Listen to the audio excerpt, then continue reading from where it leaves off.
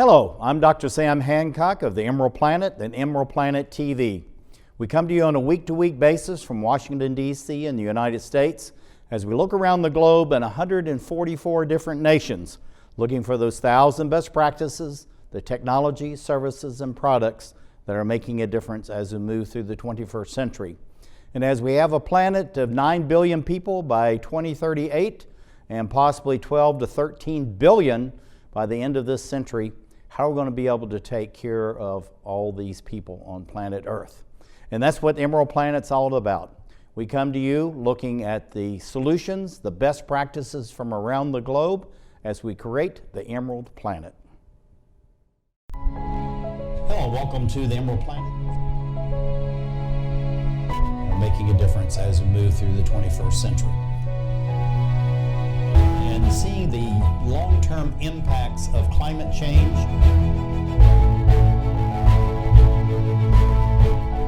We're glad to have you. Thank you for being with us.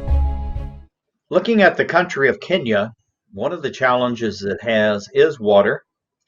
But also over the years, there's been great devastation as far as HIV/AIDS and its impact on the community. And what we're looking at, and the theme is really touches everyone's heart and mind at the same time. This is called Water for Widows. And also they're involved with the market gardening. So we have with us Rotarian Michael Nawari. He is the treasurer of the Rotary Club of Ongata, Rongai, and Nairobi, Kenya. And Michael, welcome to the Emerald Planet TV. Thank you very much for having me and giving us an opportunity to talk about our club. Yes. Looking at the Rotary Club of Ongata, Rongai, why does it take water as one of its major projects? It's because the area that we live in, area of the country that we live in, is a very dry area. It's the Maasai land. It's where you have the animals. It's a very arid area. And that's why water is a very important aspect to us. And you find that most of our project is about water because water is life to us here. Yeah, and that's absolutely true. And when we look at this map of Kenya, it is a large country. A lot of it is quite arid. So looking at Maasai lands, what's unique about the Maasai themselves and their focus on cattle? And then we'll talk about these widows and how they were left to shift on their own in a very dry place. Maasais are nomadic by nature, so they move around looking for water and vegetation for their cattle. So it's a very nomadic culture. And also the Maasai area is full of wild animals. That's why you find the Serengeti and the Masai Mara national parks. And so there's competition between the domestic animals and the wild animals for the limited resources that are there. So they are competing for the water. But looking at a particular community, why did you select this community? We selected the community because, first of all, the organization that we're working with, the Wells of Hope, had identified the widows in that area who were living in the fringes of life. Basically, they had been neglected and despised by the community. So we thought that this is a community and a group that we can partner with and be able to make a difference. Because one, they were organized. So there was a group and there was organized. And what the Wells of Hope had done is giving each widow a small piece of land that they can grow and build their own house. So it was very easy for us to come now because it was an organized group. It was easy for us to come in and give them water. Yeah, and looking at the areas, these are some before pictures, and we're going to look at what's happened now that the water is there. But looking at the lifestyle that they had before the water came in, besides being widows, what were some of the other challenges that they had? The other challenges is, one, because they had no water, they had they couldn't grow their own food crops or vegetations, so they couldn't grow food for family use. And the other is just issues of hygiene. There was no water for drinking, and there was no water for washing their clothes and just taking care of the basic hygiene. And they had to walk miles and miles looking for water, so they will spend a lot of time going to fetch water, about 4 kilometers to and from. That's about 8 kilometers in a day, just look for water. So those are the challenges they had. Yeah, and also too, when you have those challenges and you have the widows, the children then many times are not going to school because they're spending their Yes. time out looking for water and also Yes. looking for wood they can use as Mm. far as cooking their food. So it's really is just so many challenges. It's boggles the mind to even think about it. And when you look at this, this soil actually looks very poor for even growing crops. Yes, it is an arid area. It's very hot. Typically, the temperatures there will be about, what, 30 degrees centigrade. That's a very hot area, and it's dry, and the soil is sort of rocky. So it's a very dry area.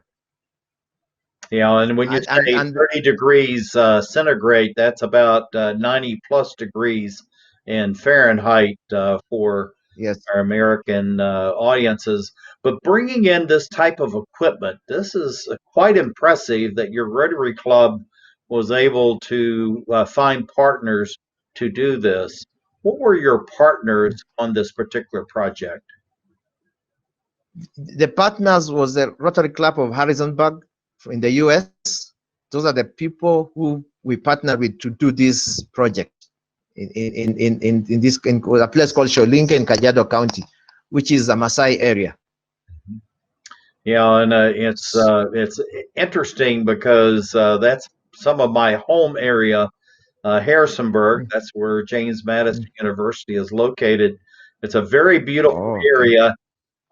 It's in Okay. the Appalachian Mountains, so could not be more different than what we're looking at in this very dry, arid land in the Yes. near the Serengeti.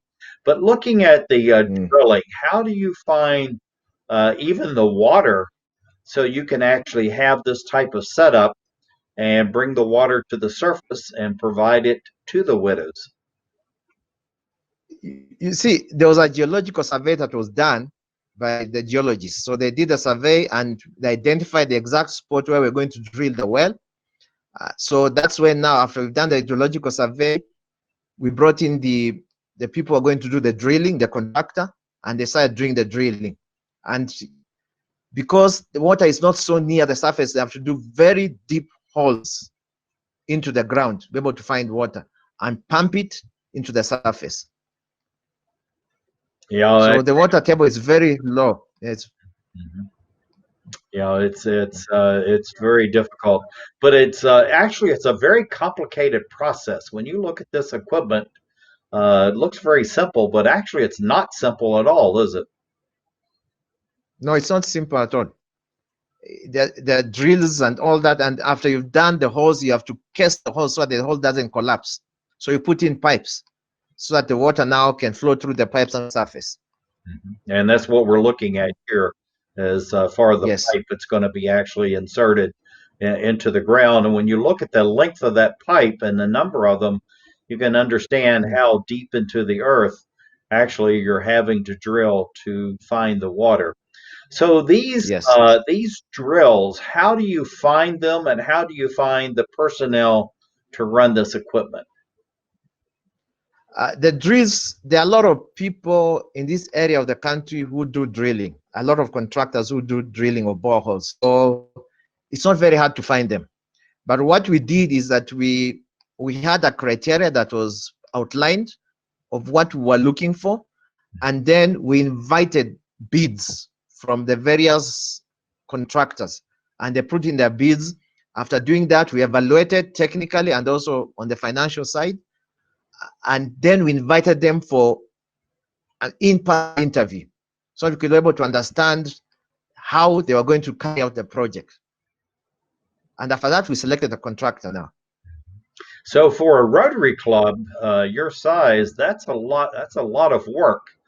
So it seems like there's many hours involved in this particular project, and of course you've had multiple water projects. So your members are very committed to water and particularly to this area of Maasai land, correct? Yes, we are, because again, we are located in Maasai land ourselves. So this is home for us. So we must be relevant to our community, our immediate community, and this is our immediate community. Mm-hmm. And if you look at the membership of our club, we have a lot of engineers also. So people who are well schooled and who are skilled in the area of water drilling. So we have a lot of people and a lot of skills in that area. So it's not very hard for us to do these projects because we have people who have the right skills. Now, looking at the solar panels, this was actually on the other project. This photograph was taken from that, but you're way out, away from the major electrical grid. So, are you using this type of solar pump for most of your projects that you're providing out in Maasai land? Yes, and it's because solar panels are one. It's since the area is very hot and there's a lot of sun, it's cheaper for the beneficiaries to maintain the project, and it makes the project very sustainable because they don't have to incur monthly bills or paying electricity bills. So yes, we're using a lot of solar panels to be able to pump the water up. Now, I tell you, I just think it's fantastic. And this is a very attractive storage container that you have here. And so you're filling these barrels, and then the community certainly seems excited about having this water in the community. So looking at the Rotary Club, this is talking about Harrisonburg, Virginia, which is actually not too far from where we are in Washington, D.C. But I wanted to show this is the people getting the water. Tell us the excitement that everyone had, and then I want to be very quickly show the gardens that have evolved from this.